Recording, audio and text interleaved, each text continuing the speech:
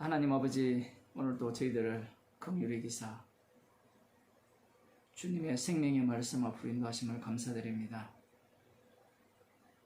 지혜와 계시의 영을 주시사 그리스도의 사랑의 비밀을 알게 하여 주옵소서. 예수님 이름으로 기도드리옵나이다. 아멘.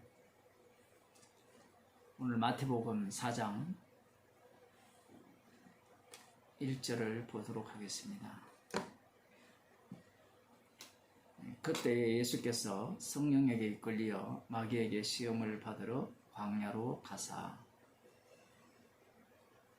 예수님께서 세례 요한으로부터 물세례를 받으시고 올라오실새 하늘이 열리고 하나님의 성령이 비둘기 같이 예수님 위에 내려 임하셨습니다.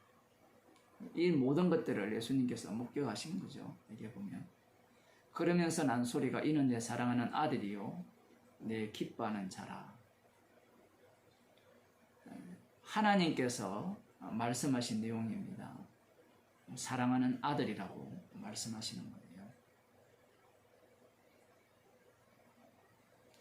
물세례를 받지 않는, 물세례가 없는 성령 세례, 사실은 이게 이 성도들에게는 정반대의 과정을 겪게 되는데, 물세례, 성령 세례, 이것이 없으면 하나님의 아들이 아니라는 겁니다.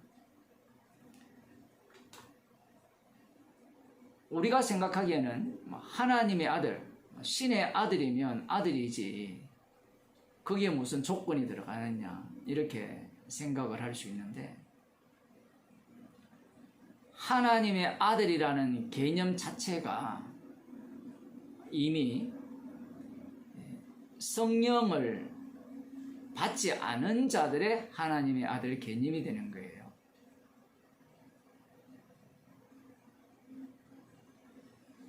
예수님께서 성령이 비둘기같이 이렇게 내리셨잖아요.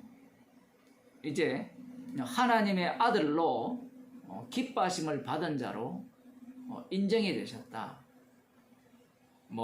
흔히 이런 본문을 두고 예수 그리스도의 대관식이다, 신학교에서는 그렇게 가르치고 있죠. 아버지와 아들과 성령이 함께 지금 등장하는 장면이다. 물론 그 내용도 중요해요. 그런데 이것이 삼위일체로 흘러버리면 그 우상이 되어버립니다. 곧장 아버지와 성령께서 하시는 일이 무엇인가를 이 말씀을 통하여 우리들이 볼 수 있어야 되는데, 성령을 받으셨으면 이제 예수님께서 어떻게 살아가시는가라고 하게 되면, 그 4장 1절에 보면 성령에 이끌리어 마귀에게 시험을 받으셨다, 이렇게 표현하고 있죠. 로마서 8장에 보면 성도는 성령의 인도하심을 따라 사는 사람들이다, 이렇게 나와 있습니다. 그리스도의 영이 성령이고요, 그 그리스도의 영이 없는 사람은 그리스도의 사람이 아니라고 말씀하고 계시고, 예수님께서 지금 성령을 받으시고 난 뒤에 성령에 이끌려 이 마귀에게 시험을 받으러 광야로 가시는 겁니다. 참 특이한 장면이죠. 성령을 받았다면 그 다음 성령께서는 우리를 어디로 인도하셔야 되느냐라고 할 때는, 우리들이 갖고 있는 그 사고방식은 성령을 받으면 그 다음 어디로 인도함을 받겠어요? 그 마귀 소굴로 인도함을 받는다, 이런 생각을 하지 못하죠. 물론 우리들은 이미 예수님께서 하나님의 아들이시니까 성령을 받으시고 이 세상에 오셔서 우리를 구원하시기 위해서 이제 이 마귀에게 시험을 받으러 광야로 들어가셨다, 이렇게 우리들이 생각을 당연히 하고 있고요, 또 그렇게 가르치고 있고. 제가 이 말씀을 준비하면서 그 한국의 좀 유명한 목사 설교를 두 편 정도 들어봤는데 재밌게 설교를 해요. 들어보면 맞는 말을 한 80% 정도를 해요. 이 본문에 대한 해석을 여러 가지 그 당시의 시대적 상황도 얘기를 하고요. 앞서서 세례 요한으로부터 받으시는 그 성령 세례에 대한 이야기도 쭉 하는데, 예수님께서 성령에게 이끌려 마귀에게 시험을 받으러 광야로 가셨다라고 할 때 이 목사들의 해석법은 이런 겁니다. 마귀에게 시험을 받으러 광야로 가셔서 하나님의 아들로 인정되셨다. 고로 우리들도 성령을 받았다면 하나님 아들다운 삶을 살아야 된다. 이게 결론이에요. 중간에 대한 해석은 제가 별 의미가 없어서 하지 않겠습니다만은,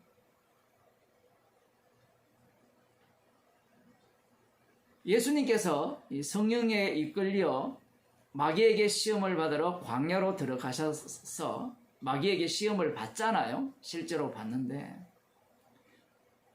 이렇게 받으셔서 시험을 이겨내시죠. 이겨내셨으니까 또 한 어떤 목사는 이렇게 설교를 해요. 예수님께서 마태복음에서는 왕으로 오셨기 때문에 우리의 왕 되신 예수님께서 마귀의 시험을 이기시고 우리의 인생 모든 문제를 해결해 주셨습니다. 오늘 하루도 왕 되신 예수님을 믿고 의지하여서 모든 문제를 해결해 주실 줄로 믿고 감사하며 사는 하루가 되시기를 바랍니다. 이렇게 설교를 하는 겁니다. 두 부류였죠. 첫 번째 그 목사는 이 본문을 갖고 이 코로나 시대에 하나님의 아들다운 삶을 살아야 된다라는 겁니다.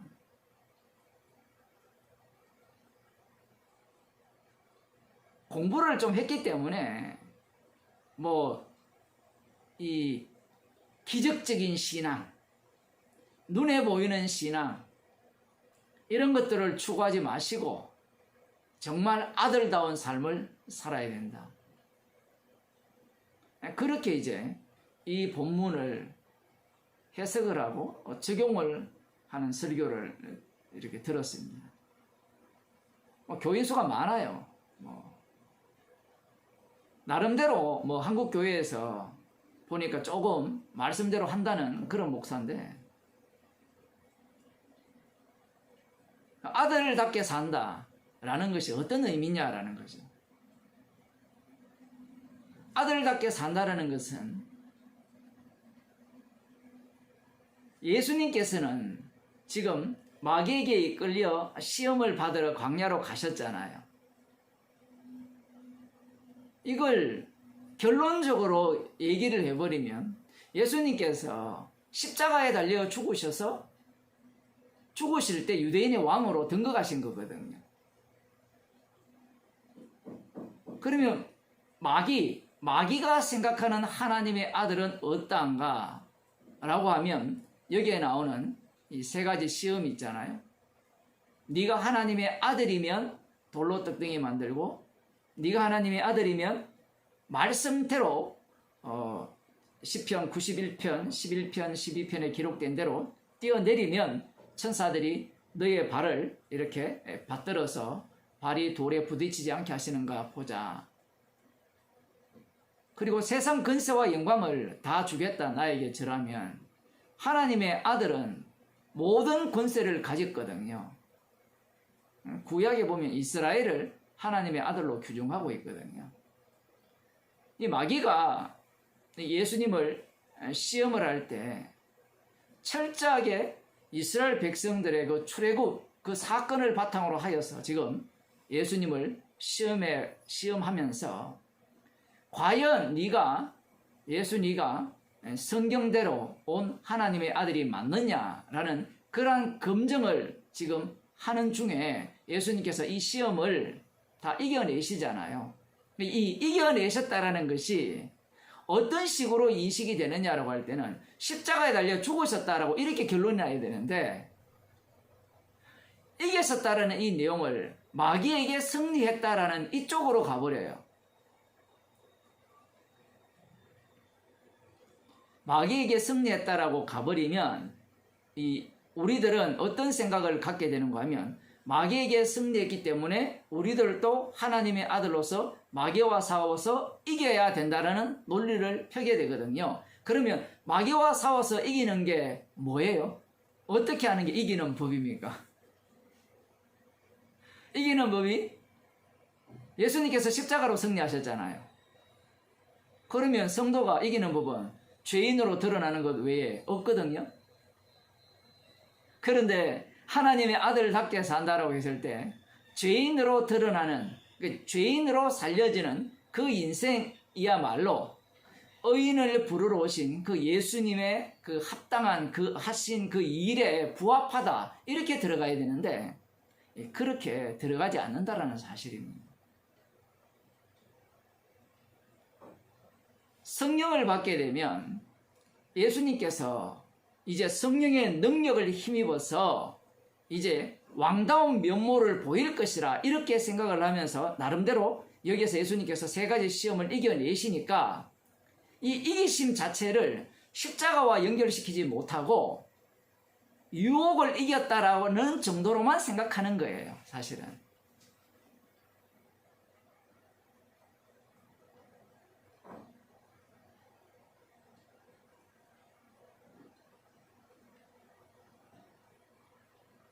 그러니 이 말씀을 보면서 이 사람들은 자기가 바라는 그 성령 충만 받은 삶의 모습을 꿈꾸게 되고, 그리고 이 왕 대신 예수님께서 다 이루신 일의 혜택을 얻고자 하는 그런 욕망으로 이 말씀을 접근하는 겁니다. 사실은 이렇게 접근하는 거 외에는 앞서 제가 말씀드린 십자가로 결론 내는 그러한 설교를 듣기가 어려운 겁니다. 자, 예수님께서 이제 성령에 이끌려 마귀에게 시험을 받으러 광야로 가셨죠. 이 광야로 가셨다라는 이 내용 자체 속에 이미 40일을 밤낮으로 금식하신 후에 줄이신지라, 이 과정 자체가 이미 이 성령에 이끌려 마귀에게 시험을 받기 위한 그 과정 전체입니다. 40일이라고 이야기하면 뭐 간단하잖아요. 40년 이스라엘의 광야 생활 중에 하나님께서 무엇을 내리셨습니까? 만나를 내리셨잖아요. 그들이 줄이지 않았거든요. 줄이지 않았고, 이 이스라엘을 하나님의 아들로 불렀는데, 이 40년 광야 생활 동안 이스라엘 백성들은 줄이지 않았는데 예수님께서는 줄이셨어요. 이 정반대 상황입니다. 줄이셔서 이제 그런 상태에서 이제 시험하는 자가 왔죠. 마귀가 시험을 하러 와가지고, 네가 만일 하나님의 아들이거든 명하여 이 돌들이 떡덩이가 되게 하라.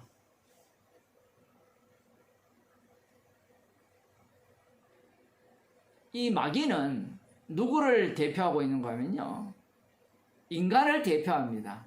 첫째 아담을 대표하죠. 40일 동안 줄이셨으면 가장 필요한 게 뭐냐라고 할 때는 이 떡입니다. 그 음식이죠. 중요한 것은 네가 하나님의 아들이라면 얼마든지 이 줄인 부분에 대해서 이 돌로 떡덩이를 만들 수 있다라는 겁니다. 이것이 단순히 우리가 볼 때는 신적 능력을 발휘해라 이 얘기가 아니고요. 구약에서 하나님께서 만나를 내려주셨잖아요. 이 본문을 볼 때 우리는 요한복음 6장과 겹쳐서 봐야 되는 겁니다.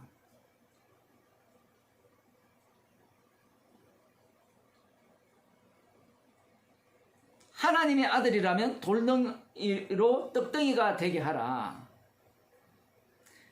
돌덩이를 떡덩이 되게 해서 얼마든지 말씀할 수 있는 내용이 무엇인가 하면 사람이 떡으로만 사는 것이 아니라 하나님의 입에서 나오는 모든 말씀으로 산다라는 신명기 8장의 말씀을 그대로 언급할 수 있잖아요.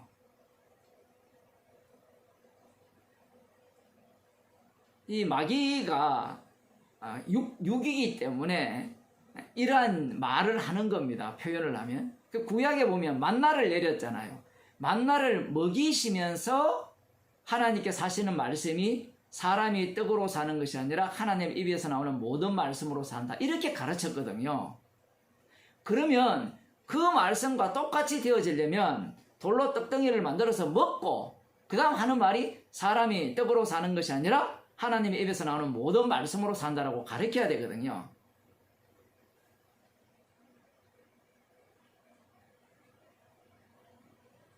마귀가 지금 무엇을 노리느냐 이 얘기예요.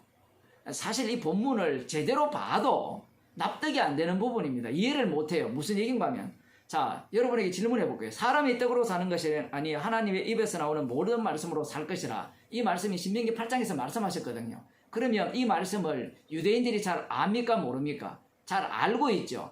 그러면 사람이 무엇으로 사느냐 할 때는 하나님의 말씀으로 삽니다라고 할 때, 그러면 말씀이 뭐냐라고 하면 다 무엇으로 구성되어 있습니까? 하나님의 율법으로 구성되어 있죠. 명령으로. 그러면 율법대로 사는 것이 바로 이 사람이 떡으로 사는 것이 아니라 말씀으로 사는 것이다. 결국은 우리는 하나님의 말씀대로 살아야 됩니다. 설교를 적용을 할 때 예수님의 말씀이니까, 여러분, 우리는 떡으로 사는 게 아닙니다. 우리는 말씀으로 사는 겁니다. 날마다 말씀을 묵상하시고 주께서 주시는 이 생명의 떡이죠. 이 말씀을 먹고 살아야 됩니다. 뭐 이렇게 적용하면 제대로 된 해석입니까? 말씀은 예수님을 증거하죠. 예수님의 죽으심을 증거해요. 십자가를 증거합니다. 사람은 무엇으로 사느냐라고 할 때는 하나님에서 나오는 모든 말씀, 그 말씀은 십자가 지신 예수님이 다 이루시죠. 그런데 이 마귀는, 그 인간은, 또 마귀의 자리에 인간을 두면 돼요. 그 인간은 무엇으로 사느냐 할 때는 십자가로 산다라고 생각하지 못해요. 지금도 여러분이 복음을 듣잖아요. 듣는 교회에 가서 여러분이 십자가 피로 살아갑니까? 안 그러면 떡으로 삽니까? 물어보세요. 아니, 목사님, 아무리 십자가도 좋지만요, 그거는 천국 가는 데는 도움이 되는데요, 예? 돈이 있어야 살죠. 그러니까 믿음 없다고 하면 되는데, 믿음 있다고 하잖아요, 모두가 다. 주님이 우리에게 요구하시는 바가 믿는 자가 되기를 바랍니까? 믿음 없는 자가 되기를 바랍니까? 아유, 참 어렵죠. 이게 성경 말씀은 영의 말씀이기 때문에 믿음 없는 자가 되지 말고 믿음 있는 자가 되라, 이렇게 말씀을 하시니까, 예, 알겠습니다, 제가 믿겠습니다 하는데, 그럼 믿는 사람한테 제가 물어보는 거예요. 여러분, 십자가에 피로 삽니까? 돈이 있어야 삽니까? 아유, 이 세상에 사는데 돈 없이 어떻게 삽니까? 그럼 믿음 없네요. 안 믿잖아요. 안 믿어.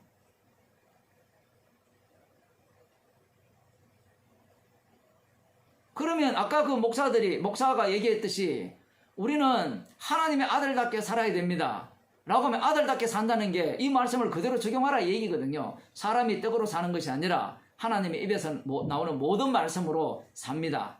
그러면 우리는 말씀으로 즐거워야 되죠. 뭐 십자가는 둘째 치고 그들이 원하는 것은 말씀으로 먹고 산다 했으니까, 이 코로나 시대에 그 대형 교회에 자영업하는 사람이 얼마나 많아요. 그 사업 안 되더라도 말씀으로 배부르게 먹고 사십시오. 시험을 이겨내십시오. 마귀에게 유혹당하지 마십시오. 사실 이 얘기를 그 목사가 하고 싶어 하는 거거든요. 그 얘기 해버리면 자영업자 교회 아무도 안 나오죠. 그런 목사들은 구체적인 얘기를 절대로 안 합니다. 애매한 결론을 내죠. 포괄적인 결론을 내는데, 목사도 마찬가지예요. 교인도 마찬가지고, 이 말씀에 대해서 사람이 떡으로만 살 것이 아니라 하나님 입으로 나오는 모든 말씀으로 산다라고 했을 때 아멘 하잖아요. 우리도 아멘 하죠. 왜 아멘 합니까? 우리는 이 광야 이스라엘 백성들과 달라요.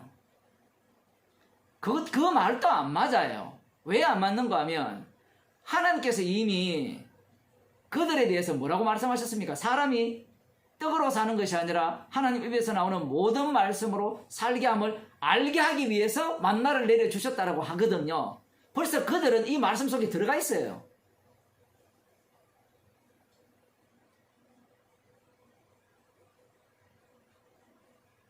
들어가 있다라고 하면 또 조금 어려워지죠. 말씀으로 살았다면 만나 안 먹어야 되잖아요.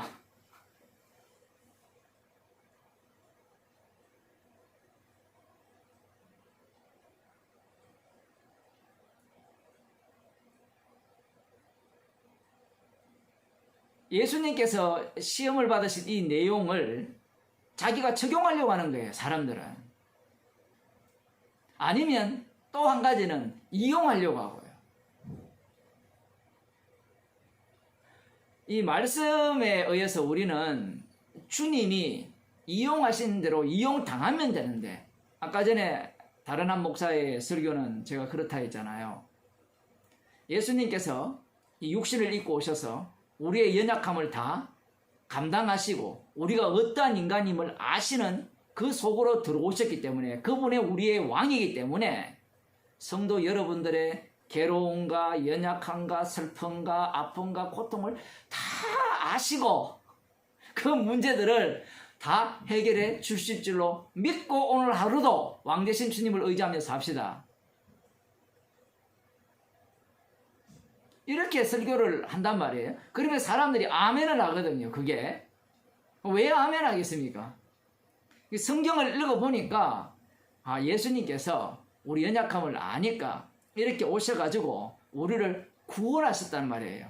그러면 마귀는 예수님 홀로 상대하고 우리는 그 구원하신 하나님 예수님 덕택에 이 땅에서 인생 문제를 다 해결받아서 행복하게 살아갈 수 있다라는 것을 그 목사가 가르치고 교인들이 그걸 원하고 있고요. 그걸 듣는 즐거움으로 그 교회에 가는 겁니다. 이 말씀은 사실은 해석이 안 돼요. 해석이 안 돼요. 예수님께서 지금 마귀와 전쟁을 하고 계시잖아요.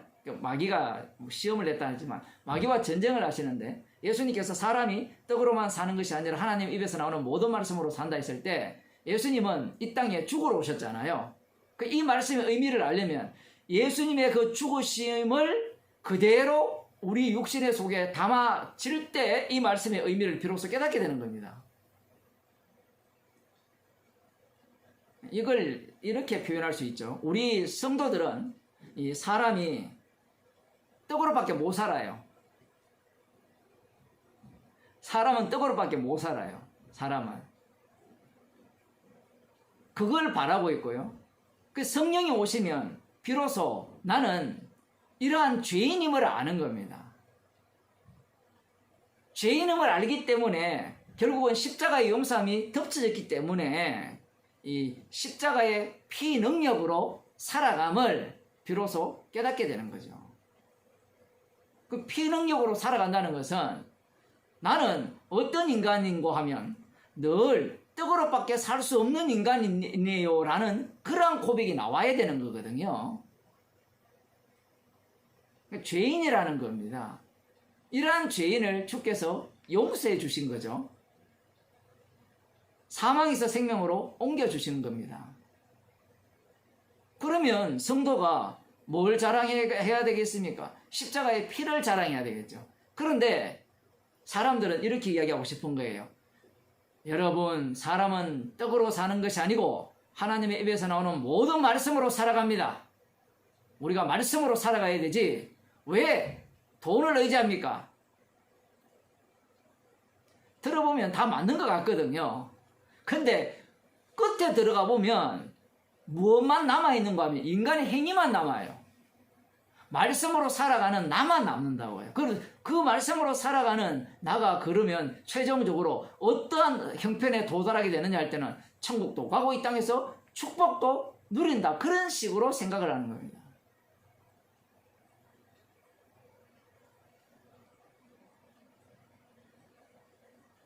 다시 앞부분으로 돌아가서 예수님께서 성령을 받으셨잖아요. 그 성령을 받으면 우리는 그 다음 생각하는 것이 마귀의 시험 속으로 들어가게 되는구나.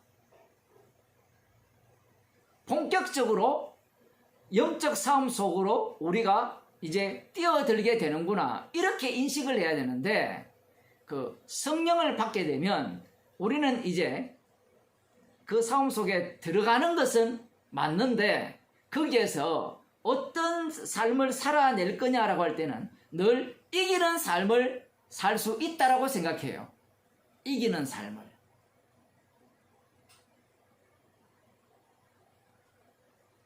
이런 겁니다. 지금 그 출애굽기 13장을 한번 보겠습니다. 출애굽기 13장을 보면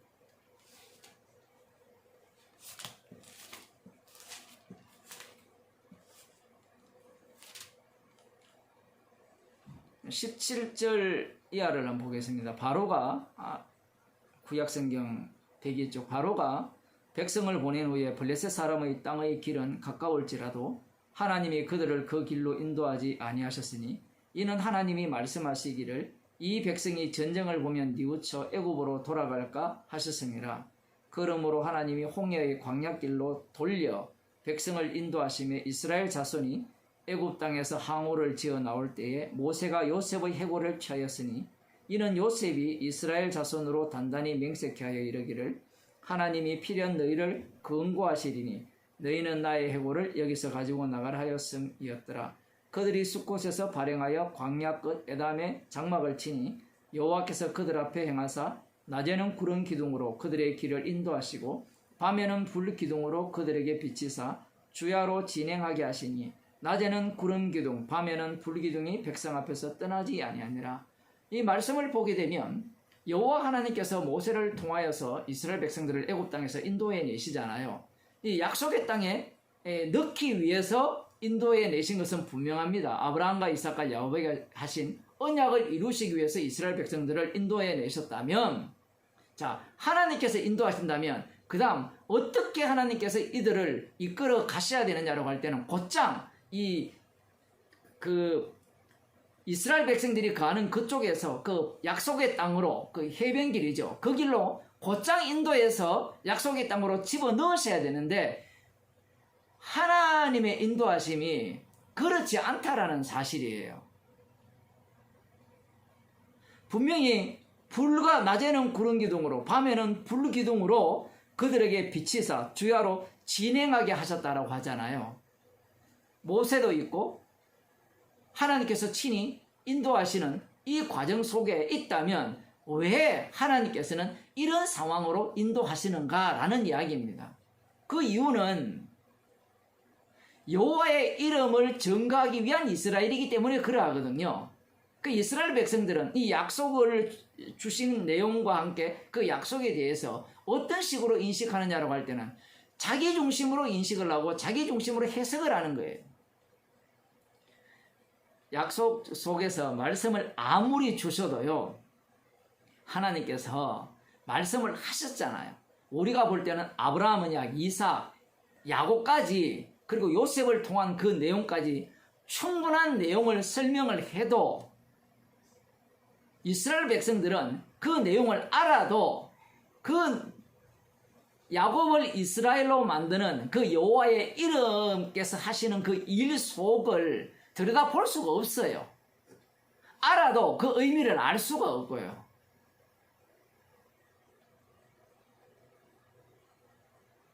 여기에서 하나님께서 인도하신다면, 하나님의 인도라면 곧장 이 약속의 땅에 넣어줘야죠. 언약대로 이루시는 분이기 때문에. 그런데 그 언약대로 이루시는 내용이 지금 이 내용이거든요. 곧장 약속의 땅으로 인도하시지 않고 길을 틀어가지고 다시 되돌려가지고 바로의 군대가 쫓아오도록 만드시는, 그리고 이 홍해가 가로막혀 있는 그 막다른 골목으로 주께서 인도하시는 이 전체가 언약대로 이루시는 내용입니다. 그러니까 우리는 이 천국에 빨리 가고 싶은 거거든요. 이스라엘 백성들도 빨리 약속의 땅에 가서 강대한 나라가 이루어져서 그곳에서 행복하게 살고 싶은 거거든요. 인간의 모든 소망은 행복하게 사는 거거든요. 불에 맡기 사실지를 원치 않아요. 그러니까 제주도로 도망을 가려고 하는 거예요. 제주도가 파라다이스인 줄 아는데 가보면 아까 장로님 말씀하셨다시피 그 귤농장에서 아침 6시부터 밤 해질도록 밤이 깜깜할 대로 일해야 되는 그런 인생일지 모릅니다. 우리 모든 인간들이 그런 어떤 행복을 꿈꾸고 있거든요. 왜 하나님께서 약속대로 모세를 보내셨다면 우리를 곧장 우리의 괴로운 일과 어려운 일, 원망하는 이러한 일들이 일어나지 않는 길로 인도하지 않으시고 그러한 길로만 인도하시는가 이 얘기거든요.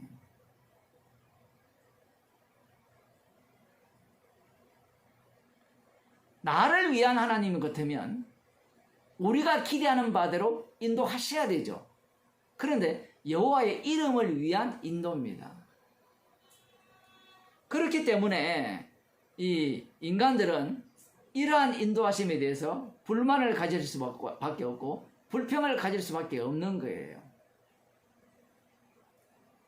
지금 예수님께서 성령을 받으셔서 이 성령에 이끌려 광야로 이렇게 나가셔서 마귀에게 시험을 받으시는 이 대목도 앞서서 해석하는 그러한 해석법이 있기에 지금 이 구약을 볼 때도 마찬가지예요. 예수님께서 마귀에게 시험을 받으신 이유는 이 땅에 오신 목적이 죽기 위함이죠. 근데 그 어떤 인간도 죽기 위해 이 땅을 사는 인간이 없습니다. 하나님의 의를 이루는 것은 십자가에 못 박혀 죽으심이거든요. 자기 백성의 대속물이 되시는 것이 하나님의 의를 이루는 겁니다. 만일에 인간들이 하나님의 아들이라 쳐봅시다. 지금 이 당시에 하나님의 아들이 누굽니까? 유대인들이죠. 남은 자들이거든요. 바벨론 포로에서 돌아와서 남은 자들. 이들이 하나님의 아들이잖아요. 그러면 하나님의 아들다운 면모는 어떠해야 된다는 겁니까? 하나님의 아들답다는 것은 어떠해야 되죠? 그들이 이미 마귀이기 때문에 자기 아버지가 마귀잖아요. 그러니까 자기들이 마귀거든요. 마귀니까 그들의 하나님 아들다움은 어떠해야 된다라고 이미 확정되어 있는 거예요.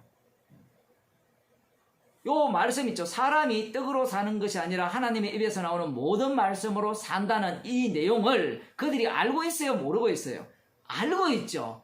그러면 사람이 떡으로 사는 것이 아니라 하나님의 입에서 나오는 모든 말씀으로 살기 때문에 하나님께서는 우리에게 뭘 주셔야 된다는 거예요. 모세가 광야에서 만나를 주신 것 같이 메시아가 오셔서 우리에게 영원히 이 목마르지 않은 물도 주시고 이 하늘에서 계속해서 만나를 내려주실 때 그것이야말로 말씀으로 사는 모습이라 그들은 그렇게 생각을 하는 거예요. 갑자기 지금 해석을 제가 이상하게 가니까 좀 어려워졌는데 지금 예수님께서 답변하시는 이 내용은요 유대인들도 알고 있는 내용이에요. 그러면 이 내용을 구약으로 그대로 갖고 가게 되면 사람이 떡으로 사는 것이 아니라 하나님 입에서 나오는 모든 말씀으로 살게 하십니다. 이 속에 들어가려면 만나를 줘야 됩니다. 만나를 계속해서 주면서 사람은 떡으로 사는 것이 아니라 입에서 나오는 모든 말씀으로 살게 함이라 이 말씀을 그대로 알게 하시는 거죠. 만나를 주시면서. 그런데 이 만나가 주님의 살과 피라는 것을 무슨 수로 알 수 있어요, 그들이? 알 길이 없죠. 성령이 오지 않으면 알 길이 없는 겁니다. 단순히 사람이 떡으로 사는 것이 아니라 하나님의 입에서 나오는 모든 말씀으로 살 것이라 이 말씀을 그냥 문자대로 맞아 예수님이 이렇게 마귀에게 이기셨듯이 우리도 예수님의 피를 믿는다면 우리도 사람이 떡으로 사는 것이 아니라 하나님 입에서 나오는 모든 말씀으로 살아야 됩니다. 이렇게 가르칠 수밖에 없잖아요. 그러면 주님은 무슨 일을 하십니까? 십자가 진 일은 그냥 본을 보인 일밖에 안 돼요. 예수님이 본을 보여줬으니까 너희들도 나처럼 살아라. 이것밖에 안 돼요. 이 말씀이 성도 속에 들어오려면 성령을 주셔야 되죠. 성령을 주시면서 날마다 주께서 만나를 내려주셔야 됩니다. 만나를 내려주시면서 그 만나가 이제 뭐였습니까? 주님의 살과 피잖아요. 그 살과 피를 계속 주시면서 이 말씀을 우리에게 가르친다라고 이렇게 우리는 봐야 되는 거예요. 사람이 떡으로만 살 것이 아니요 입에서 나오는 모든 말씀으로 살 것이라. 우리는 뭘로 살아요? 밥으로 살잖아요. 돈으로 살잖아요. 예? 그러한 죄인을 주님의 피가 덮쳐 있는 거예요. 우리는 자꾸 꿈을 꾸는 겁니다. 어떤 꿈을 꾸는가 하면 그래 사람은 떡으로 사는 것이 아니라 하나님의 입에서 나오는 모든 말씀으로 살아야 돼.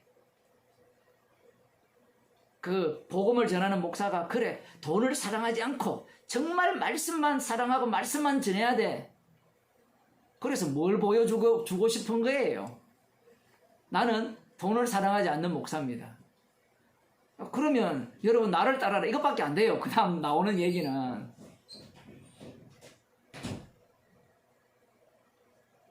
십자가를 증거를 해야 되는데 십자가를 자랑해야 되는데 이 마귀는 십자가를 없애버리려고 하는 거예요. 제거시켜버리려고 하는 겁니다. 성령이 오게 되면 성령의 인도하심을 따라서 본격적으로 이 십자가의 피공로를 알아가는 세계 속으로 들어가게 되는데 그 세계 속으로 들어가게 되면 우리는 어디에 살게 되는가 하면 이 마귀 소굴에서 살게 돼요. 그 우리의 악마성이 계속해서 드러나면서 살아가게 되는 겁니다. 뭘 해도 이게 죄라는 것으로 드러나는 그 세계 속에서 살아가게 되는 거예요. 나를 위한 구원이 아니기 때문에 그래요. 그럼 누구를 위한 구원이냐? 주의 이름을 위한 구원이잖아요. 주의 이름은 십자가에서 드러난 이름이잖아요. 십자가에 달린 그분이 주님이 되셨잖아요. 그게 주의 이름입니다. 그 주의 이름이 드러나려면 우리는 계속해서 죄인으로 드러나야 되는 겁니다. 지금 이 하나님께서 여호와 하나님께서 이스라엘 백성들을 애굽에서 이끌어서 이 광야길로 이렇게 끌고 가시잖아요. 그들이 원망하는 자리로 끌고 가신 이유는 그들을 구원을 위한 구원이 아니라 여호와의 이름을 위한 구원이기 때문에 그 과정 속에서 여호와의 이름의 의미를 담아내시는 겁니다. 유월절 어린 양의 피의 공로를 계속해서 뿜어지도록 지금 여호와 하나님께서 인도하시는 거예요. 그런데 이들은 그러한 사실도 모르고 여호와의 이름이 우리를 구원하시는 이름이다. 그래서 이 모세가 이야기했잖아요. 그들이 이름을 물을 거라고요. 이름을 묻는다는 것은 자기들이 호칭하는 신이 되어야 된다는 거거든요. 자기가 바라는 신. 우상의 이름을 다 인간들이 다 만들어서 붙이잖아요. 그러면 그 우상의 특징은 내가 원하는 소원을 다 들어줘야 된다는 그런 어떤 이름이기 때문에 지금 이들도 그러한 식으로 인식을 하는 겁니다. 그런데 여호와 하나님께서 그들이 원하는 바대로 인도하지 않잖아요. 여호와의 이름이 어떠한가를 드러내기 위해서 이것은 이제 애굽에서 홍해에서 애굽의 군대를 하나님의 오른손의 권능으로 사오셔서 물리치시는 그러한 여호와의 이름. 여기에 대한 또 오해를 이들이 또 갖게 되죠. 구약에만 머물러 있으면 하나님께서 친히 홍해에서 바로의 군대를 물리치셨다. 이게 진짜 오른손의 능력이다. 이렇게 우리는 볼 수가 있지만 이미 성령을 받은 우리의 입장에서는 그 오른손의 권능은 십자가에서 드러나잖아요. 십자가로 승리한 겁니다. 십자가로 승리한 모습은 예수님께서 십자가에 달려 죽으심으로 말미암아 진짜 오른손의 권능의 모습이 드러난 겁니다.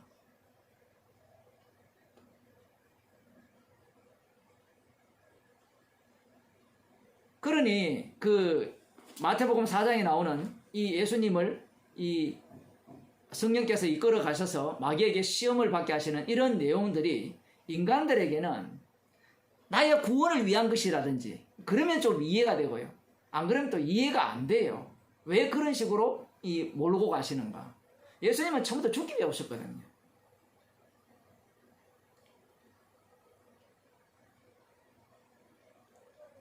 성경 한 구절 더 보겠습니다. 열왕기하 6장 24절입니다.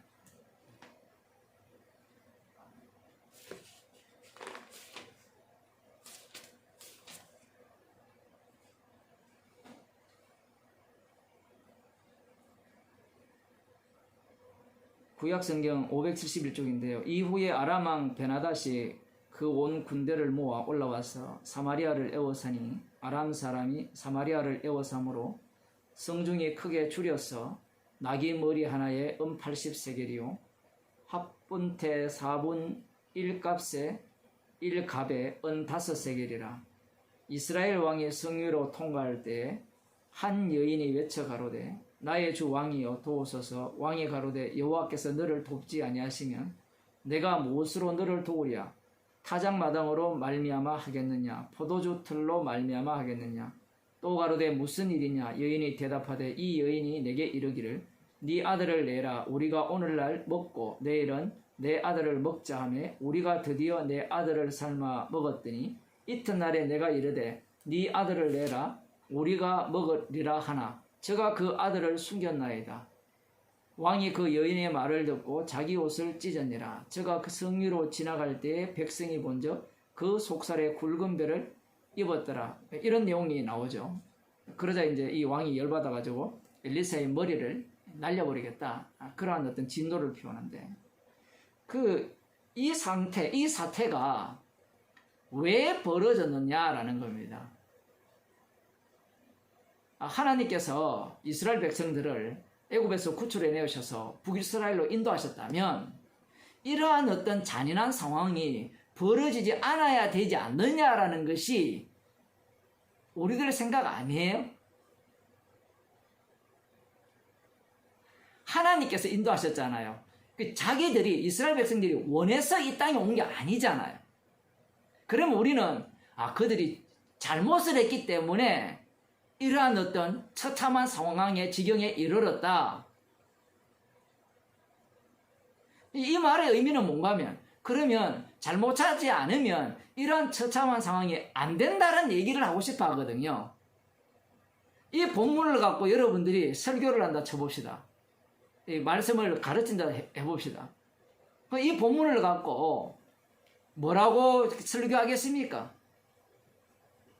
이 요람 왕이라고 생각되어지는데 이 당시의 왕이 지금 이 아람 군대가 이들을 둘러쌌잖아요. 그러니까 사마리아 성이 먹을 게 없는 겁니다. 그 앞전에 어떤 사건이 있었는지 아시죠? 아람 왕이 자기들이 군사 작전을 펼치는데 그 군사 정보가 계속해서 북이스라엘에게 왕에게 자꾸 새 나가는 겁니다. 새 나가니까 그 이유를 찾아내잖아요. 지난번도 말씀드린 것 같이. 그래서 엘리사를 죽이려고 하는데 찾아갔다가 엘리사를 잡으러 갔다가 오히려 사로잡히면서 그들은 죽어 마땅한데 오히려 노임을 받는 그 왕은 죽이려고 하는데 죽이지 말라. 물과 음식을 주고 돌려보내라. 이렇게 얘기를 하잖아요. 그 당시에 이 불말과 불술의 불병거가 이 엘리사를 이렇게 보호하고 있는 그러한 장면들이 이 앞부분에 있었거든요.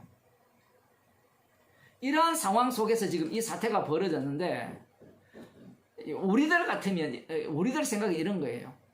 아니 그때 다 죽였으면 북이스라엘이 이런 형편에 이런 어려운 형편에 도달하지 않았을 거 아니냐. 자, 이 조건을 하나 달 수 있고 또 하나는 이들이 말씀대로 살았다면 이러한 처참한 상황에 도달하지 않았을 게 아니냐. 이런 생각을 하는 거예요.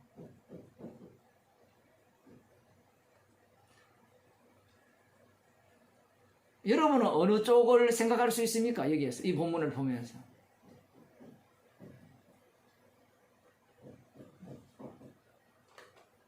우리는 계속해서 피해가려고 하거든요. 내 중심으로. 레위기 26장 27절 한번 봅시다. 레위기 26장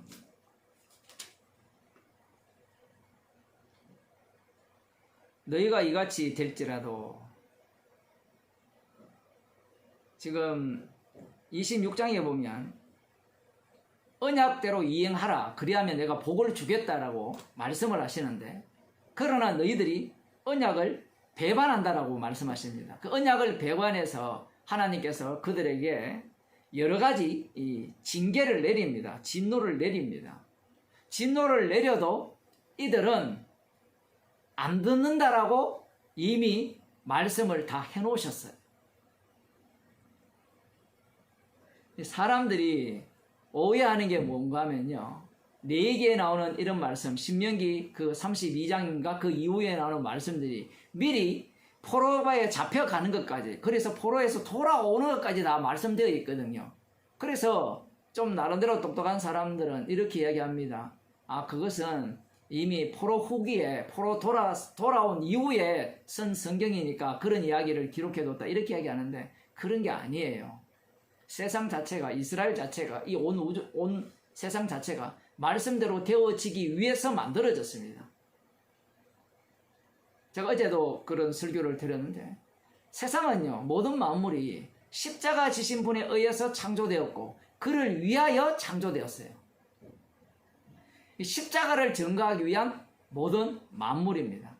자, 여기에 보면 이런 말씀이 나오죠. 27절에 보면 너희가 이같이 될지라도 내게 청종치 아니하고 연병을 보내고 그리고 대적의 손에 붙였는데, 그리고 양식을 끊어요. 그 26절에 보면 양식을 끊어버리면 먹을 것이 없어요. 언약을 배반했기 때문에. 그럼에도 불구하고 이스라엘 백성들은 돌아오지 않아요. 돌아오지 않으니까 하나님께서 죄를 인하여 7배나 더 징책하리니, 29절, 너희가 아들의 고기를 먹을 것이요 딸의 고기를 먹을 것이며, 여기에 보면 아들의 고기를 먹고 딸의 고기를 먹는다 했죠. 언약을 배반하면. 그러면 우리들은 아까도 그런 얘기를 했습니다만은, 그래, 딸의 고기를, 아들의 고기를 안 먹으려면 어떻게 해야 되죠? 언약을 배반하지 말아야 된다라는 것이 우리들이 갖고 있는 기본적인 생각입니다. 그런데 그건 관람자가 하는 소리죠. 관람자가. 그 영화관에 가면 배역 맡은 사람들은 어떻게 해야 돼요? 그 각본대로 그냥 죽을 사람은 죽고, 살인할 사람은 살인하고, 살인당할 사람은 당하고, 그렇게 해야 되잖아요. 근데 관람자가 뭐라고 합니까? 아, 죽으면 안 돼, 살려야 돼. 그 요즘은 관람자가 다 그걸 다 써버리죠. 그 미리 만든 드라마는 그럴 수 없지만 미리 안 만든 드라마는 초치기 한다 그러잖아요. 관람자들이 주인공 살려라, 죽여라, 지금 그렇게 이야기하고 싶은 거예요. 이 말씀을 보면서. 이스라엘 백성들은요, 이 말씀을 위해서 만들어진 자들입니다. 그래서 반드시 어떠한 이들이 이 말씀 속으로 들어가야 돼요. 그래서 북이스라엘은 멸망하기 위해서 만들어졌고요, 남유다도 다윗의 등불을 위해서 만들어졌지만 그들도 멸망해야 됩니다. 그래서 성소가 이제 예루살렘에서 떠나서 포로로 잡혀가던 그들 속에서 잠시 머무르게 되거든요. 나중에 다시 돌아오지만, 다시 돌아오면 어디로 돌아옵니까? 성소가. 예수님 몸으로 들어오거든요. 나중에 몸으로 이 땅에 다시 오시는데, 지금 이 말씀에 보면 우리들 관람자의 입장에는 지금 이 아람 군대가 쳐들어와서 사마리아 성을 에워쌌을 때, 오늘 내 자식 고기 잡아먹고 내일은 네 아들 잡아먹자 했을 때 이 말씀들이 기억 안 날까요? 기억나겠죠? 나면 회개할까요? 안 그러면 지금 회개하지 않고 어제 내 아들 잡아먹었으니까 오늘 네 아들 잡아먹자, 지금 이 일을 더 우선시할까요? 구경꾼들은요, 말씀이 우선이다 하죠. 이들은 지금 그럴 수가 없어요. 말씀을 알아도 우리가 언약을 배반했다, 회개해야 되는데 왜 회개하지 않느냐? 이들은 이렇게 되기 위해서 만들어졌기 때문에 그래요. 언약을 위해서. 그 언약대로 이들은 심판당하는 그 역할을 보여주는 자로서의 북이스라엘입니다. 성경을 보면서 교훈을 받는다고 이렇게 덤벼드는 자들이 대부분이잖아요. 교회가, 그리고 교인들도. 큐티라는 게 그런 거잖아요. 아침마다 성경을 묵상한다 했을 때 다 교훈이잖아요. 교훈을 받는다는 것은, 아, 나 이렇게 하지 말아야 되지, 저렇게 하지 말아야 되지, 막 그런 생각을 사람들이 하겠다고 덤벼드는데 그것은 여유로울 때 그렇게 하지 않는 거예요. 여유로울 때.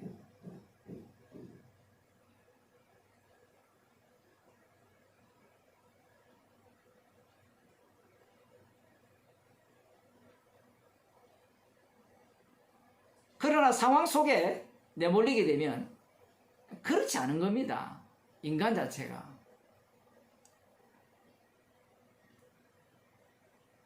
오늘 제가 어떤 사람의 글을 읽었는데, 그 젊은 친구인데, 이제 그 친구는 이제 기복주의에 대해서는 잘못됐다라는 걸 이렇게 배운 거예요. 그런데 살아보니까요, 사는 게 만만치 않아요. 그러니까 자동적으로 하나님 도와주세요, 잘되게 해주세요, 그 기도를 할 수밖에 없었다는 거예요. 그러니까 그 기도를 하나님이 들어주더라는 겁니다. 자, 이 내용에 대해서 우리들이 이걸 본다면 뭐라고 이야기하겠어요? 기복주의가 잘못되었는데 막상 자기가 닥치니까 살려달라고 하더라는 거예요. 그러면서 이제 이 친구가 하는 말이 이런 겁니다. 신앙은 실제다. 그러니까 하나님은 내가 위기를 닥쳤을 때 기도하면 들어주더라, 이 얘기를 하고 싶은 거예요. 아, 내가 지옥 가도 마땅하구나, 이게 나와야 되는데, 십자가가 나와야 되는데, 그 전까지는 자기가 버틸만 했거든요. 버틸만 하니까 나름대로 믿음이 있는 그러한 행세를 보인 거예요. 그런데 자기가 막상 이 돈 버는 세상 속으로 들어가 보니까 만만치 않거든요.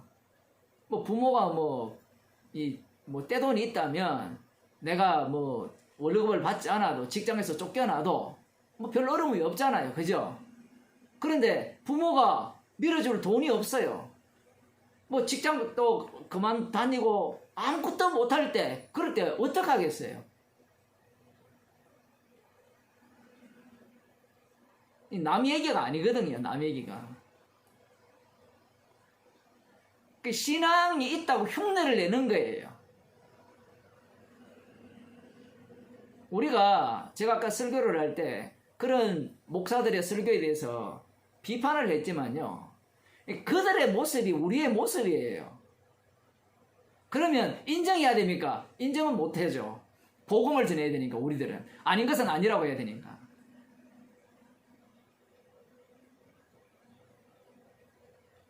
십자가가 나와야 되는 자리에 우리는 어쩔 수 없지 않습니까? 자기 합리화가 튀어나오는 거예요. 이 레위기 26장의 말씀대로 지금 이런 상황이 펼쳐졌잖아요. 그러면 우리는 이 말씀대로 여호와의 이름만을 증거하기 위한 이스라엘이구나. 그러면 우리들은 오늘 내 아들 잡아먹고 내일 네 아들 잡아먹어 마땅하구나. 아멘. 이래 나와야 되거든요. 끔찍스러운 이야기죠. 그죠? 그렇지 않습니까?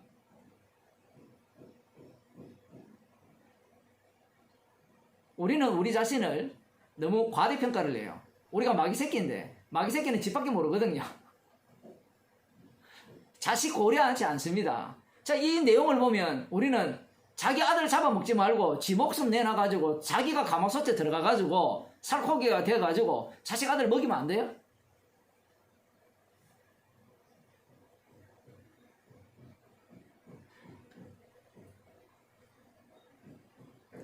주께서 말씀을 주셨으면 그 말씀 속에 들어가서 우리는 그렇게 살려지면 돼요. 문제는 인간은 이 자존심이 너무 강한 겁니다. 나는 이 정도로 악하지 않아. 나는 언약을 배반하지 않겠어. 아니, 언약대로 되어지기 위해서 만들었는데 지가 배반 안 하면 언약대로 안 되는데요. 그렇게 산 자들이 예수님 당시 유대인들이죠. 바리새인과 서기관들이 어떻게 살았습니까? 자기들은 말씀대로 살아내잖아요. 말씀대로 살아내니까 여호와 하나님만을 믿고 의지하죠. 그러니까 그들은 누구를 죽여버립니까? 예수님을 죽여버리죠.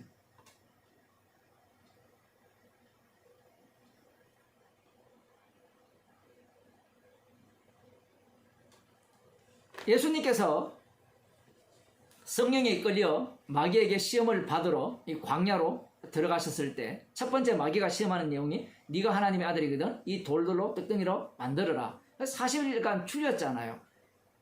이건 40년 광야 생활을 그대로 재현하는 겁니다. 재현하면서 그 당시에 다시 반복합니다만은 그 당시에 하나님의 아들들이 구약을 어떻게 해석하고 있고 하나님의 아들에 대한 어떤 인식 구조를 갖고 있는가를 분명히 이해를 해야 돼요.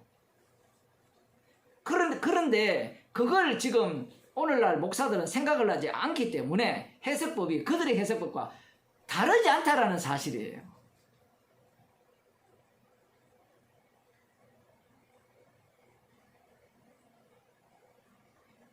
하나님의 입으로 나오는 모든 말씀, 그 만나로 사는 건데, 만나로 살아간다면 우리는 어떤 인간들이냐 할 때는 날마다 죄인으로 드러나는 그러한 인간들이죠. 그러면 성도가 성령을 받았을 때 성령 받은 인생은 어떠한 인생을 살 거냐라고 할 때는 로마서 8장에 보면 성령의 인도하심을 받으니까 이 성도가 아주 어떤 상황으로 내몰립니까? 그 로마서 8장을 한번 봅시다.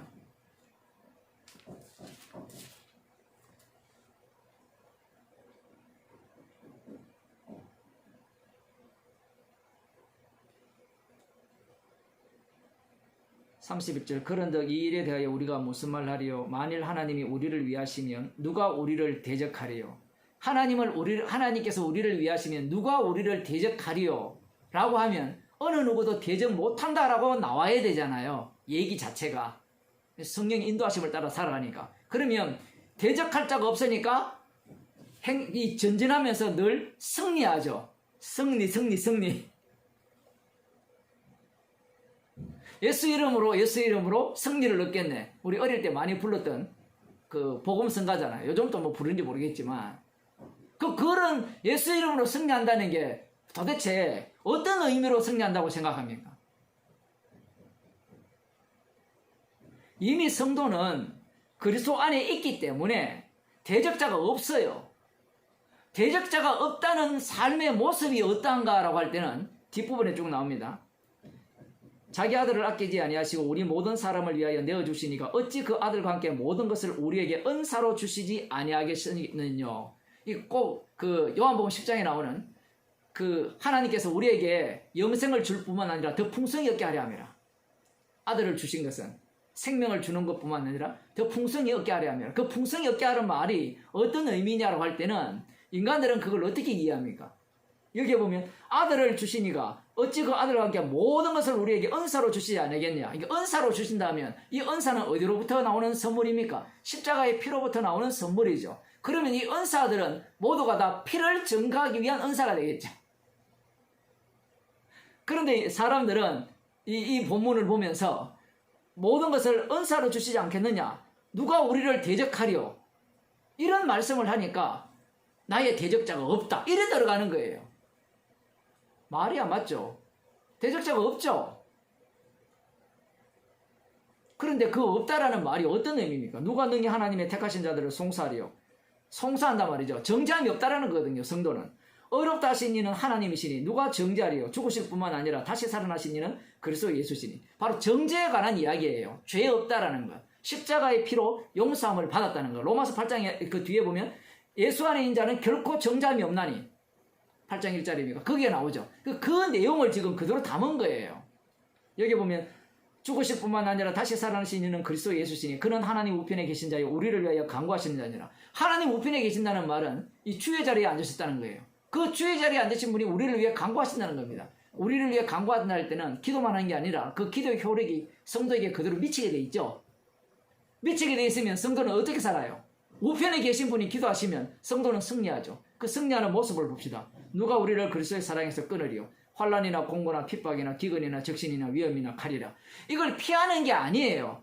환난 속에, 공고 속에, 극심한 고통 속에, 핍박 속에, 기근 속에, 적신 속에, 위험 속에, 칼 속에 있는 자체가 무엇인가 하면 그리스도의 사랑 안에 있다는 증거예요. 앞부분에 누가 우리를 대적하리요? 아무도 대적하지 못하니까 환난 속에 들어가 있는 거예요. 코로나19 속에 들어가 있는 겁니다.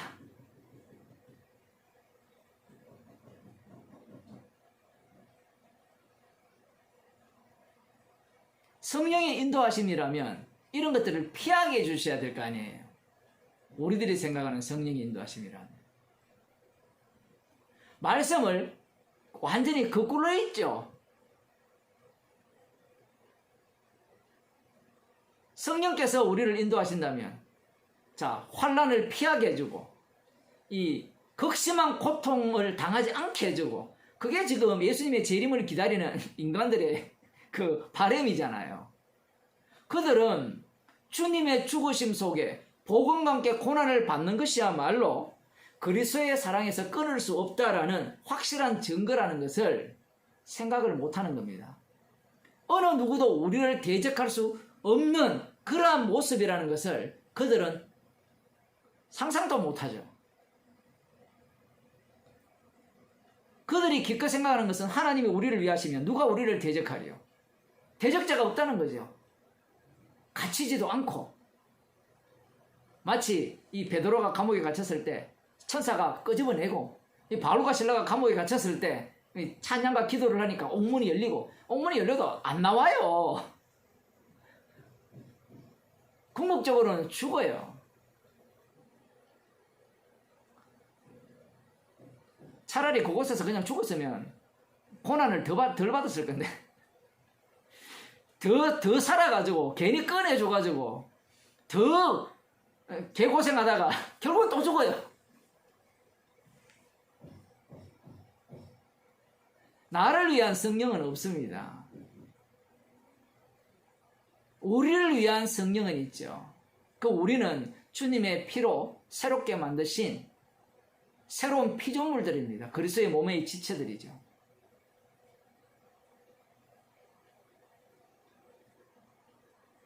성령께서 인도하시면, 자, 예수님께서 이제 마귀의 시험에서 이겼으니까 우리는 이겨야 된다라고 생각하잖아요.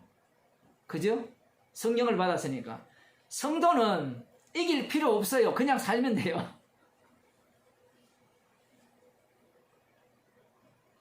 뭘 어떻게 이겨요, 우리가? 주님이 다 이겼는데. 주님이 이기신 것들을 증거하는 증인으로 살 뿐입니다. 또 이 말씀을 보고 유혹을 받죠. 그래, 칼이 와도 주님을 부인하지 않아야 되지. 내가 주님을 부인하면 주님도 나를 부인할 거라고 그렇게 말씀을 하셨기 때문에 내가 부인하면 안 돼. 그래서 옛날에 그 일본의 그 영화, 제가 기억이 안 나는데 유명한 그 감독이 만든 영화가 있는데 혹시 아세요? 우리나라도 그 조선 시대에 처음 복음 왔을 때도 사람들이 많이 죽었잖아요. 천주교가 들어왔을 때는. 일본도 마찬가지였거든요. 그 예수상인가 뭐 그림인가 이때 십자가를 밟고 지나가면 살려주고 안 밟고 지나가면 죽인다 이래가지고 그거 밟고 지나간다고 지옥 갈 것 같으면요, 나 안 밟고 지나가겠어요. 사람들이 생각하는 것은 기껏 그것밖에 모르는 거예요. 주님의 일을 자기 일로 바꿔치기 하는 겁니다. 이걸 보면 환난이 와도 나는 예수를 믿는 것을 포기하지 않아야지. 그렇게 포기하지 않는 사람은 십자가를 자랑하지 않아요. 나 견뎠다를 자랑하지. 주께서 견디게 해주시면 십자가를 자랑하게 되어 있고요. 내가 환난을 견뎠으면 나를 자랑하게 되어 있습니다. 이 성도는요, 빠져나갈 길이 없습니다. 36절 하반절을 보면 우리가 종일 주를 위하여 죽임을 당케 되며 도살할 양같이 여김을 받았나이다. 이게 누구의 모습입니까? 예수님의 모습이죠. 예수님이 이 땅에 오셔서 복음을 전하시잖아요. 자기를 증거하실 때 예수님의 모습은 이 토끼몰이 당하는 모습을 갖게 되죠. 3년 동안 우리가 볼 때는 구경꾼이니까 토끼몰이가 아니라고 생각할지 모르지만 예수님이 십자가를 향해서 전력 질주하시잖아요. 그게 마가복음이잖아요. 마가복음이 십자가로 급행열차를 타고 달리는 겁니다. 급행열차 정도가 아니죠. KTX보다 더 빠른. 나중에 뭐 서울에서 뭐 그 부산까지 20분 만에 간다는데 진공 뭡니까? 그 이름 모르겠지만 하여튼 그러한 내용을 담고 있거든요.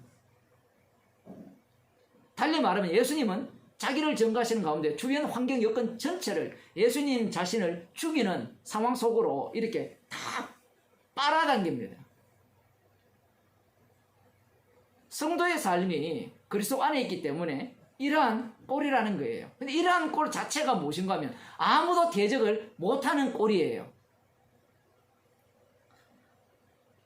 주를 위하여 죽임을 당케 되며 토살할 양같이 여김을 받았나이다. 토살할 양같이 여김을 받는 정도입니까? 토살 당하죠. 스데반 집사님이 토살 당하잖아요. 토살 양같이 여김을 받았는데 이제 주님께서 우리를 살려주십니다. 인간들이 노리는 게 다 그런 거잖아요. 이미 성도 주님께서 하시는 말씀은 이미 은혜가 족하거든요. 은혜가 족하다라는 말은 이미 성도는 그리스도 안에 있다라는 말이고 십자가의 능력 안에 있다라는 말이거든요. 그러니 어떤 상황과 어떤 형편이 있더라도 이미 주님의 사랑을 듬뿍 받은 상태예요. 아무도 대적 못하는 상황이에요. 그런데 인간들은 자기가 생각하는 환경이 따로 있잖아요. 그렇게 될 때 주님이 나와 함께 하신다고 생각하고 내가 바라는 환경이 될 때 아무도 대적 못하는 그러한 상황이다 이렇게 생각을 한단 말이에요.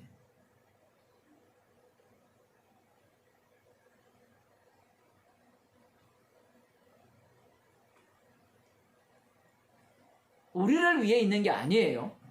성령은 우리를 위해 있는 게 아닙니다.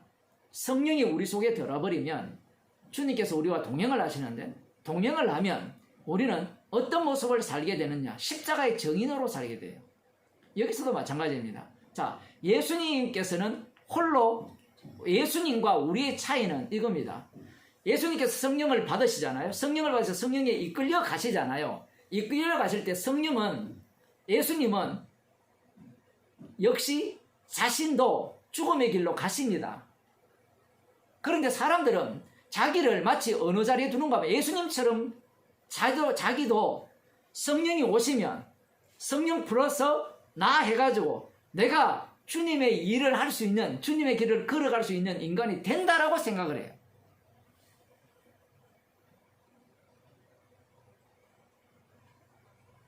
아까 처음 시작할 때 예를 들은 그런 설교들이 그런 거예요. 하나님 아들처럼 살아야 된다는 것은 성령을 받았다면 우리도 예수님처럼 살 수 있습니다라는 얘기가 무엇인가 하면 자기가 예수님도 아니거든요. 예수님은 성령의 인도하심을 받아서 예수님이 순종을 합니다. 목숨을 직접 내어주시잖아요. 대속물을 위하여. 이게 성령과 그 아들 예수님과 합작품이잖아요. 우리는 합작품이 안 돼요. 우리는 원치 않습니다. 우리는 원치 않는데 이 주님께서 성령을 주셔서 성령께서 지금 이러한 그 주님의 증인으로 끌고 가시는 거예요.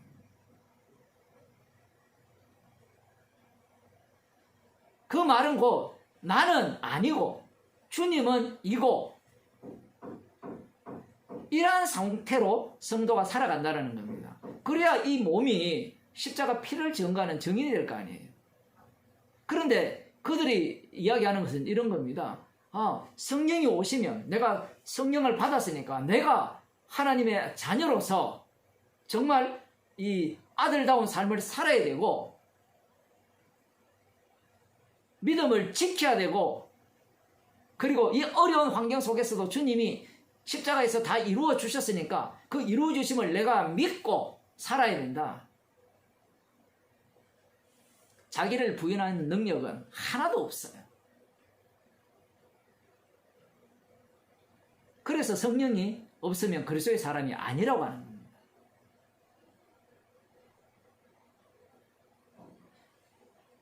십자가를 위한 인생인데 십자가를 위한 인생이 아니라 나를 위한 십자가로 인간들을 다 바꿔치기 한 거예요. 그러니 우리는 자꾸 이런 상황 속에서 벗어나게 해달라고 자꾸 원하는 거예요. 이 상황 속에서, 이 형편 속에서. 사람들이 기도하는 게 그거잖아요. 이 상황에서 벗어나게 해달라. 벗어나 보세요. 또 그 상황을 또 벗어나게 해달라는 거거든요. 그런데 주님은 이미 그리스도의 사랑 안에 우리를 넣어주셨기 때문에 이 자체가 그리스도의 사랑이 넘치는 상황이라는 겁니다. 형편이라는 거예요. 성경 하나만 더 보고 마치겠습니다. 역대하 35장을 한번 보겠습니다.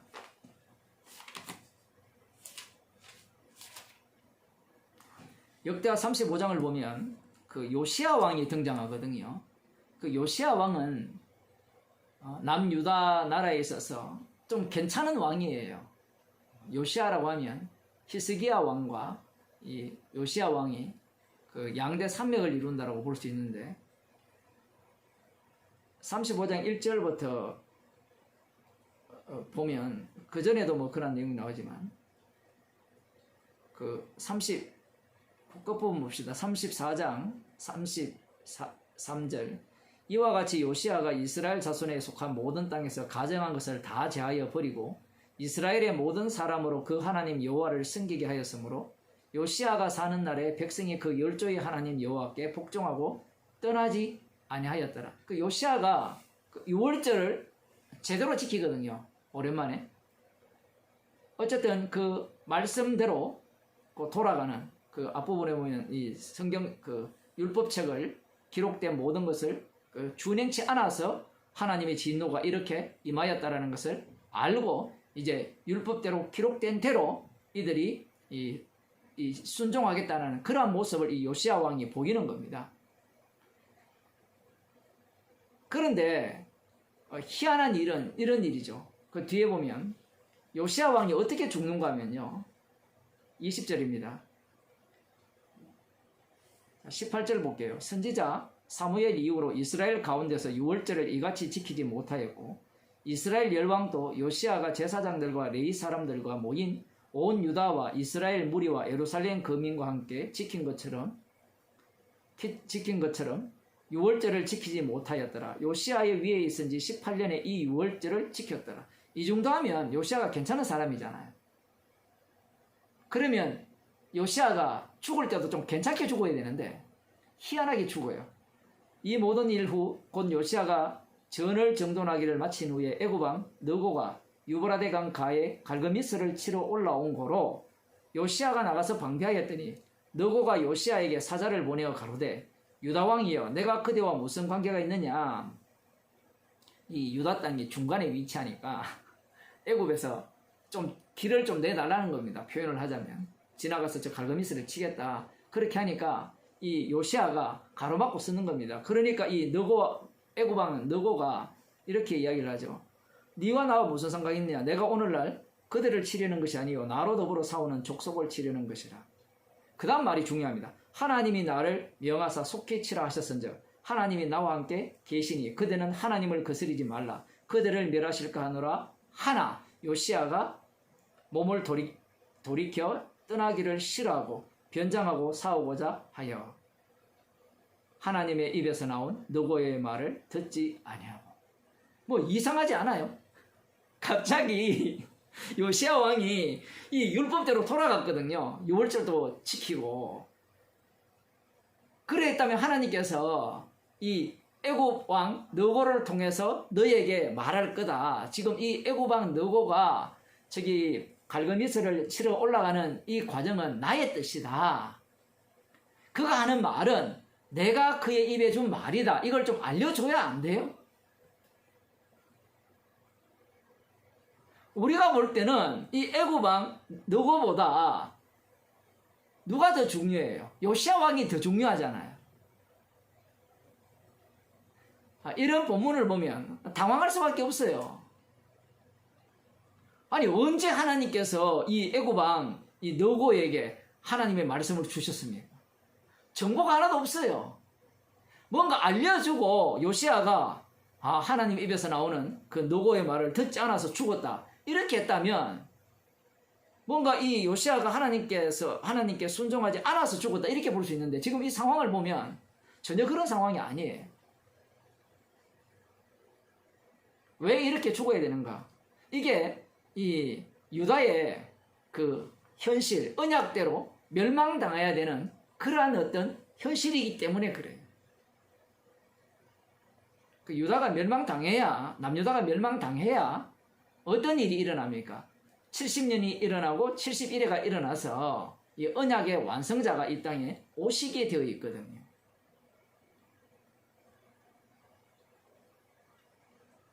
이런 본문을 볼 때도 마찬가지잖아요. 이런 걸 보면 하나님께서 좀 정보를 주시죠. 요시야가 듣게 이 정도로 개혁을 했다면 사무엘 이후로 그 전에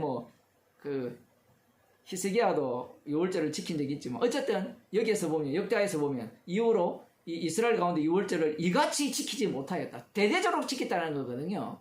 그러면 이 정도 된다면 하나님께서 요시야 편을 들어서 요시야 왕이 이런 식으로 허무하게 죽지 않게 해야 되는데 왜 죽겠습니까? 그러면 사람들이 이 본문을 보면서 죽어야만 언약대로 되어지네요. 이렇게 믿어야 되는데 그게 안 되는 거예요.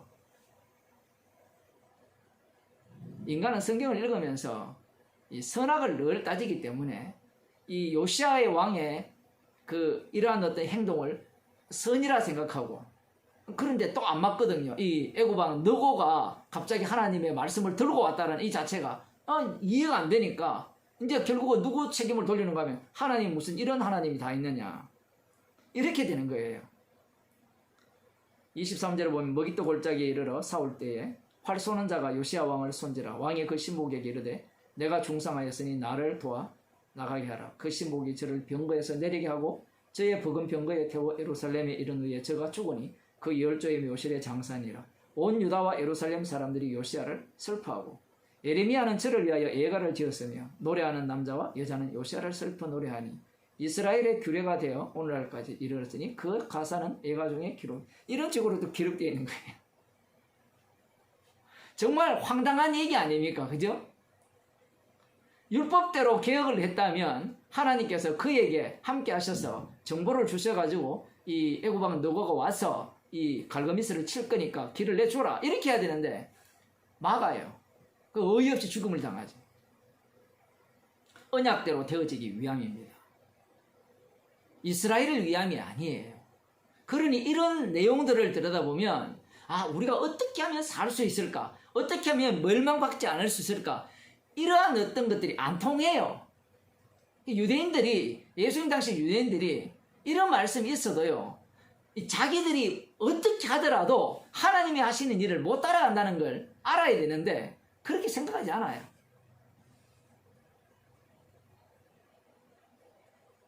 자기들 쪽에서 구원을 이루어낼 수 있다라고 계속해서 생각하는 거예요. 달리 말하면 말씀 자체는 사람이 떡으로 사는 것이 아니라 하나님 입에서 나오는 모든 말씀으로 산다고 했으니까 이들은 말씀을 붙들고 있죠.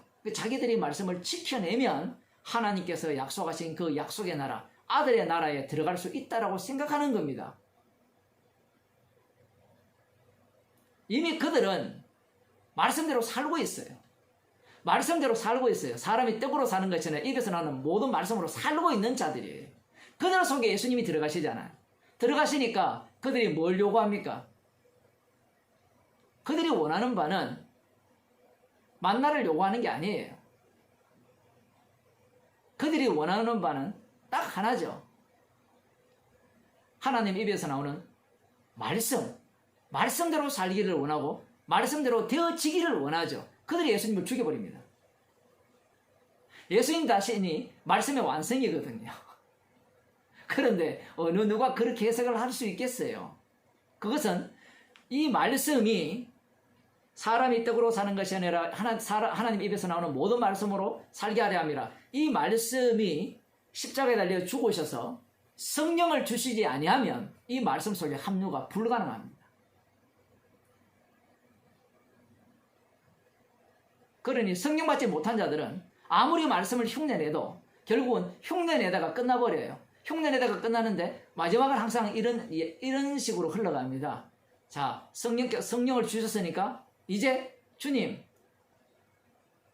저에게 닥치는 환난을 피하게 하시고 이 형편을 다른 좋은 환경으로 바꾸어 주시고 빨리 이 자리에서 도망쳐서 제주도에서 살게 해주시고 표현을 하자면 그걸 요구하는 거예요. 마지막에는. 그러나 성도는 이미 성령을 받았기 때문에 십자가의 증인으로 살기 때문에 사는 자리 자체가 이미 그 어느 누구도 대적하지 못하는 그러한 삶의 현장이라는 겁니다. 그 모습은 바로 십자가 외에 자라날 것이 없는 죄인의 모습으로 드러나는 모습이에요.